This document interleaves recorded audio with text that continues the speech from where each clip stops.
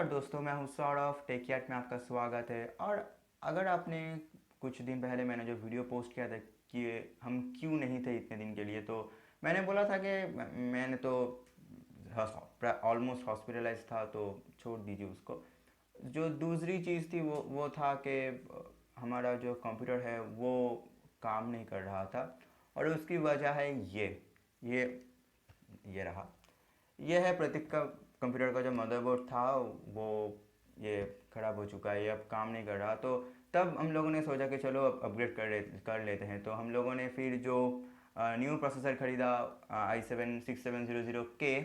और उसके बाद ये मदरबोर्ड भी ख़रीदा था, ये रहा asus का। तो ये भी मेरी ही गलती थी। तो ये भी अब काम नहीं कर रहा, 15,000 रुपये का जो था तो गया। तो दोस्तों, मैंने फिर एक चीज़ मैंने नोटिस किया प्रतीक के सिस्टम में भी, और कुछ मेरे जो दोस्त हैं उन लोगों के कंप्यूटर में भी, कि वो लोग प्रोसेसर तो खरीद लेते हैं, बहुत प्राइसी वाला, बहुत हाई परफॉर्मेंस वाला प्रोसेसर खरीद लिया लोग को दिखाने के लिए कि हाँ भाई मेरा तो कोर i5 है, मेरा कोर i7 है भाई, 16 GB का रैम है भाई, 2 TB का हार्ड डिस्क है भाई, ये ग्राफिक्स कार्ड है, वो है।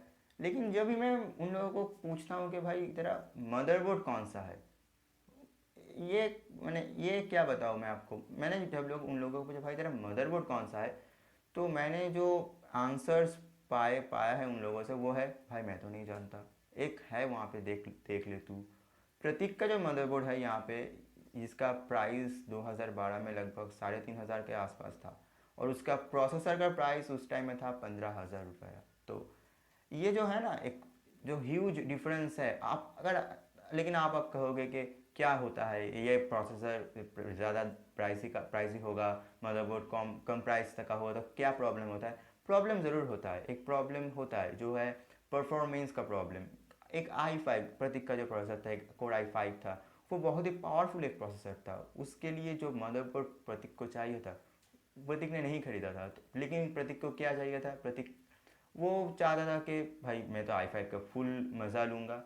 तो लेने के बाद कुछ सालों बाद, लकी है प्रतीक क्योंकि उसका मदरबोर्ड 4 साल हो गए चला है, लेकिन आखिर तक मदरबोर्ड ख़राब हो गया। तो यही है प्रॉब्लम मैंने फेस किया है काफ़ी तक हद तक। जब मैंने भी मेरा कंप्यूटर बनाया था, तो तब मैंने जिस दुकान में जाकर बोला था कि मुझे ये ही मदरबोर्ड चाहिए, तो उन्होंने मुझे बोला था कोई मदरबोर्ड के लिए इतना ज़िद नहीं करता है, सिर्फ प्रोसेसर लेता है, रैम लेता है। लेकिन मेरे दिमाग में एक बात पहले से ही मैंने ठान ली थी कि मैं जो जानता हूँ कि मदरबोर्ड एक कंप्यूटर का सबसे इम्पॉर्टेंट कंपोनेंट है। ये आप जान लो मुझसे। हाँ, प्रोसेसर के अलावा मदरबोर्ड नहीं, एक कंप्यूटर नहीं चलेगा, रैम के अलावा कंप्यूटर नहीं चलेगा। लेकिन अगर आपका मदरबोर्ड एक अच्छा नहीं हो, अगर आपका प्रोसेसर बहुत हाई एंड वाला हो, कोर i7 हो, मैं आज इंटेल के बारे में सब कुछ बताऊंगा, AMD के बारे में मैं एक दूसरा वीडियो बनाऊंगा, उसमें बताऊंगा। लेकिन आपका अगर कोर i7 का एक प्रोसेसर हो, अगर और आप एक 4,000 के मदरबोर्ड यूज़ कर रहे हो, तो आप ठीक नहीं कर रहे हो। तो मैं इस वीडियो में आपको बताऊंगा कि आपका जो काम है उसके हिसाब से आपको कैसी तरह की मदरबोर्ड्स लेनी चाहिए। तो चलिए शुरू करते हैं। और शुरू करने के पहले मैं आपको बताऊंगा कि अगर आपने अभी तक मेरे चैनल को सब्सक्राइब नहीं किया तो ज़रूर सब्सक्राइब कीजिए, क्योंकि मैं और भी ऐसे सारे वीडियोस लाते रहूँगा आपके लिए। तो चलिए अब बताएं कि कैसे इंटेल का प्रोसेसर जो लाइनअप है वो कैसे काम करता है, उसके साथ साथ कौन सा मदरबोर्ड आप ले। तो अगर आप इंटेल का एक देखें जो लाइनअप है, अब जो इंटेल का जो प्रोसेसर बहुत ही फेमस है इंडिया में, वो है core series, core i3, core i5, core i7। और उसके साथ साथ इंटेल अभी भी लॉन्च करता है पेंटियम सीरीज़ को, और कुछ हद तक सेलेरॉन सीरीज़ को। मुझे बिल्कुल 100% श्योर तो नहीं है, लेकिन सेलेरॉन वो रिलीज़ करता है। तो अब आया जो, अगर आपने सुना होगा कि इंटेल का जो जनरेशन होता है, कि Intel first generation, second generation, third generation, fourth generation, fifth generation, and currently जो है वो है सिक्स जनरेशन। तो ये जो मदरबोर्ड है, ये जो मैंने एकदम ख़त्म करके दिया है, इसको छोड़ दूँ इसको। तो ये जो मदरबोर्ड है ये सिक्स जनरेशन के लिए है, और ये जो प्रतीक का है मदरबोर्ड, ये आप देख सकते हो, ये है सेकंड जनरेशन के लिए। तो क्या है डिफरेंस? वेल, प्रोसेसर चेंज होता है, जनरेशन चेंज होने के साथ साथ प्रोसेसर का परफॉर्मेंस भी चेंज होता है, उसका आर्किटेक्चर चेंज होता है। कभी भी 32 नैनोमीटर था, कब 28 नैनोमीटर आ गया और अब 60 नैनोमीटर में हम लोग आ गए हैं। तो ऐसे ही चेंज होता है जो आर्किटेक्चर है, उसके साथ साथ सॉकेट चेंज होता है। और एक बात मैं आपको बता दूं कि अगर आपने कभी भी मदरबोर्ड खरीदा हो तो आपने शायद ये साइज़ देखा होगा और शायद ये साइज़ देखा होगा। एक मिनट, दोनों में पकड़ने के लिए पेन चाहिए। तो ये जो दोनों साइज़ आप देख सकते हो कि ये मैं जो यहाँ पे रख रहा हूँ, ये जो साइजेस हैं, तो इसे कहते हैं ATX मदरबोर्ड और इसे कहते हैं माइक्रो ATX मदरबोर्ड। यही दोनों साइजेस हैं जो इंडिया में चलते हैं, और इंडिया में नहीं, सारे वर्ल्ड में ही ये दोनों साइज़ ही बहुत फेमस है। तो इसके बाद मैं आपको बताऊंगा कि चिपसेट के बारे में और सॉकेट के बारे में। वेल, सॉकेट वो चीज़ है जिसमें आपका प्रोसेसर जाकर आप आपका प्रोसेसर इंस्टॉल कर सकते हो। कुछ ऐसा दिखने वाला जगह है ये सॉकेट। अगर आपको मैं दिखाऊं तो ये रहा सॉकेट का एरिया, और यहाँ पे बहुत सारे पिंस होते हैं। AMD के लिए ये दिखने में बहुत अलग है, इंटेल के लिए दिखने में बहुत अलग है, लेकिन काम ये एक ही करता है, उसमें कोई दिक्कत नहीं। तो क्या है यहाँ पे बहुत सारे पिंस है और उसमें जाकर प्रोसेसर बैठता है और फिर से काम करने लगता है। मैंने दोनों पिन तोड़ दी थी मैंने जब इंस्टॉल कर रहा था, तो उसके लिए एसूस ने कहा कि वो लोग रिप्लेसमेंट नहीं देंगे, तो 15,000 रुपये तो गया मेरा, क्या करे। तो चलिए अब बात करते हैं कि सॉकेट के बारे में। वेल, अगर आपने नाम सुना होगा LGA 1151, LGA 1150, मैं आपको बता दूं कि जो सेकेंड जनरेशन प्रोसेसर्स है उनके लिए सॉकेट है LGA 1155। जो थर्ड जनरेशन है उनके लिए भी सेम, फोर्थ जनरेशन के लिए 1150, फिफ्थ जनरेशन के लिए तो नहीं है आखिर अब इंडिया में, और सिक्स जनरेशन के लिए LGA 1151। तो आप शायद सोच रहे हो कि क्या सौरभ क्या कर रहा है, ये लौंडा क्या कह रहा है कि LGA बोल दिया, उसके बाद में बड़े बड़े 4 अक्षर के नंबर्स 1151 1150। ये कुछ नहीं है दोस्तों, ये सिर्फ है जो यहाँ पे पिंस है ना, ये पिंस के नंबर है। ये जो है सिक्स जनरेशन वाला मदरबोर्ड, इसके लिए इसका नंबर है LGA 1151। तो यहाँ पे 1191 पिंस है, मैंने दोनों तोड़ दिया है। अब क्या ओके, इसको छोड़ देते हैं। तो यही है ये जो नाम है इसलिए आया है। तो अब मैं बताऊँगे चिपसेट के बारे में। तो काफ़ी जो जनरेशन है, यहाँ पे मैंने सॉकेट के बारे में बताया कि ये जनरेशन के लिए ये सॉकेट, ये जनरेशन के लिए ये सॉकेट। तो आप ये कुछ पिक्चर्स देख लो, यहाँ पे मैंने आपको दिखा रहा हूँ कि जो सॉकेट है, यहाँ पे सॉकेट के हिसाब से जो चिपसेट्स इंटेल ने रिलीज़ किया है, तो आप शायद देख रहे हो। तो ये जो सॉकेट्स है ना, यहाँ पे इंटेल का जो एक नाम है चिपसेट का, आप देख सकते हो कि नाम में एक चीज़ बहुत ही कॉमन है, वो है सॉकेट में जो एक अल्फ़ाबेट होता है। कभी भी अल्फ़ाबेट H से शुरू हो रहा है चिपसेट का नाम, P से शुरू हो रहा है, Q से शुरू हो रहा है, Z से शुरू हो रहा है। तो ये जो H, B, Q, P, Z, ये सब जो है ये एक्चुअली परफॉर्मेंस जो चिपसेट का है, या फिर चिपसेट का जो लेवल है परफॉर्मेंस का, वो डिनोट करता है हम लोगों को। चिपसेट के बारे में भी एक वीडियो में बनाऊंगा कि चिपसेट क्या है, ये कैसे काम करता है। मैं आपको वो वीडियो में कार्ड्स में होंगे, जब वो वीडियो रिलीज़ करूँगा तो वो भी बनेगा, ज़रूर बनेगा। तो ये चिपसेट में जो H और B से जो चिपसेट होता है ना, सारे जनरेशन में ही H और B सीरीज़ का चिपसेट्स है। तो ये एकदम एंट्री लेवल चिपसेट्स है। इनमें ये इन चिपसेट्स में आप जो भी मदरबोर्ड में ये चिपसेट्स होंगे वो बहुत प्राइसी नहीं होंगे, लगभग 5,000 से 8,000 के अंदर ही होगा उसका प्राइस। सारे जनरेशन में एक ही है लगभग। तो और परफॉर्मेंस वो उतना भी अच्छा नहीं देंगे। ये जो चिपसेट्स है ये बिल्कुल ही Core i3 के लिए बनाए गए हैं।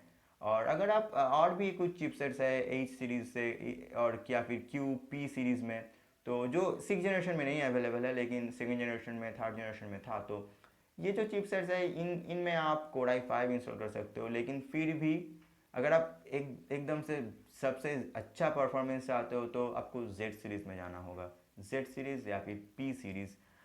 Z सीरीज़ है अभी भी इंटेल का जो ये है, ये Z170 का ये जो चिपसेट है Z170, ये सिक्स जनरेशन का सबसे पावरफुल चिपसेट है। और जो अब हम लोग i7 यूज़ कर रहे हैं, तो हम लोग कोई लो कॉस्ट चिपसेट में नहीं जा सकते, क्योंकि जो परफॉर्मेंस हमें चाहिए एडिटिंग के लिए भी कहो, गेमिंग के लिए कहो, वो मुझे उस चिपसेट वाले मदरबोर्ड से नहीं मिलेगा। तो अब मेरे आपसे जो कहना है कि जब भी हम एक कंप्यूटर बनाते हैं ना, तो हम लोग दुकान में जाके कहते हैं मुझे i5 दे दो, मुझे 16 GB का रैम दे दो, 2 TB का हार्ड डिस्क दे दो, ग्राफिक्स कार्ड दे दो। और जब मदरबोर्ड का टाइम आता है तो हम लोग कहते हैं कि, मैं नहीं कह रहा कि सब लोग कहते हैं, लेकिन कुछ कुछ लोग हैं, मेरे जो दोस्त हैं उन लोगों को देखकर मेरा तो यही एक क्या बताऊँ कि एक्सपीरियंस हुआ कि शायद ऐसे लोग और भी होंगे। तो इन मेरा ये कहना है आप सब लोगों से, मदरबोर्ड भी एक अच्छा खरीदो। मैं ये नहीं कह रहा कि आप एक कोर i3 खरीद रहे हो तो आपको ये 15,000 देने के लिए कोई नहीं बोल रहा, मैं भी नहीं बोल रहा हूँ आपको। अगर आप i3 खरीद रहे हो तो आप शायद ऑफिस के काम करोगे, आप शायद सिनेमा देखो, मूवी देखोगे कंप्यूटर में, नेट सर्फ करोगे, तो यही होगा आपका मेन काम। शायद कभी कभी गेम भी खेल लोगे। तो आपके लिए जो मैं 6 जनरेशन के बारे में बता रहा हूँ, बहुत सारे जनरेशन है, बहुत सारे चिपसेट है, तो मैं उन सबको कवर नहीं कर सकता, लेकिन आपका जो बेसिक चिपसेट्स है वो आप खरीद सकते हो आप i3 के लिए। हाँ, आप ज़रूर ये खरीद सकते हो, ये काम करेगा, लेकिन कोई ज़रूरत ही नहीं है, क्योंकि कोर i3 उतना भी पावरफुल नहीं है। हाँ, अगर आप कोर i5 लेते हो तो मैं कहूँगा कि हाँ, आप ये ले सकते हो। और शायद आप H सीरीज़ का या फिर कोई और B सीरीज़ का भी हायर एंड प्रोसेसर ले सकते हो।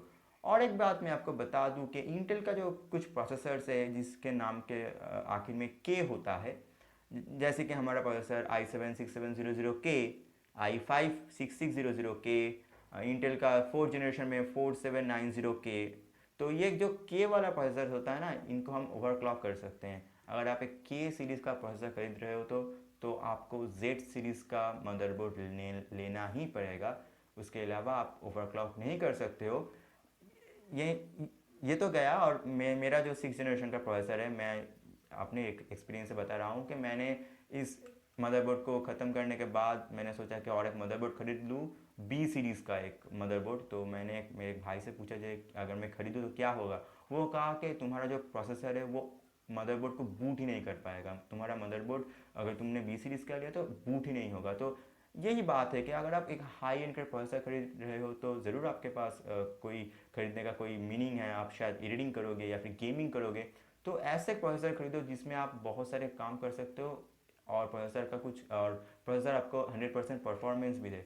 मेरी आपसे यही विनती है कि आप जब भी एक मदरबोर्ड खरीदो, आप चेक कर लो कि कौन से चिपसेट्स अवेलेबल है उसमें। कि कोई भी मदरबोर्ड खरीद लिया, प्रोसेसर डाल दिया, हो जाएगा, ऐसा नहीं होता है। ये ऐसा नहीं होता है, कभी भी नहीं होता है। तो थोड़ा बहुत रिसर्च करो, इंटेल के वेबसाइट में जाओ, वहाँ पे जाकर आप चेक करो कि इस प्रोसेसर के लिए कौन कौन चिपसेट्स हैं। फिर आप अगर आपको कोई प्रॉब्लम हो तो मुझे बताओ, मैं आपको हेल्प करूँगा कि आप कौन सा मदरबोर्ड लेंगे, कौन सा चिपसेट वाला लेंगे, आपका काम क्या है, आप मुझे बताओ, मैं आपको हेल्प करूँगा। या फिर कुछ कुछ आदमी को कहो कि जो लोग जानते हैं कि क्या होता है ये चिपसेट वगैरह वगैरह। तो मेरी आपसे यही विनती है कि अगर आप एक हाई एंड कंप्यूटर बना रहे हो, मदरबोर्ड में ध्यान दो, क्योंकि यही है वो चीज़ जो सारे कंपोनेंट्स को जोड़ के रखता है। यहाँ पे आप रैम लगा रहे हो, प्रोसेसर लगा रहे हो, यहाँ पे आप हार्ड डिस्क लगाओगे, ग्राफिक्स कार्ड लगाओगे, तो सारे चीज़ों को एक साथ रखता है ये मदरबोर्ड। सो इसमें ध्यान दीजिए, मेरा आपसे यही एक विनती है। मेरे जो दोस्त हैं उन लोगों को देखकर तो मुझे हंसी आ रही थी कि भाई उन लोगों ने 15-16-20 हज़ार का प्रोसेसर लिया है और मदरबोर्ड 4,000-5,000, हद होती है यार। तो तब तक के लिए इतना ही दोस्तों। मुझे लगता है कि मैंने आपको थोड़ा बहुत हेल्प किया, तो एक लाइक तो बनता है। अगर हेल्प नहीं किया, अगर आपको और भी कोई दिक्कत है वीडियो के बारे में, तो मुझे कमेंट्स में ज़रूर बताइए। और अगर आपको लगता है कि ये वीडियो अच्छा नहीं था, डिसलाइक कीजिए, मुझे बताइए कि कहाँ कहाँ मैं और भी इम्प्रूव कर सकता हूँ, क्योंकि मुझे आपको बताना है ना कंप्यूटर के बारे में, मैं बताना चाहता हूँ आप सब लोगों को। तब तक के लिए अलविदा, जय हिंद, वंदे मातरम।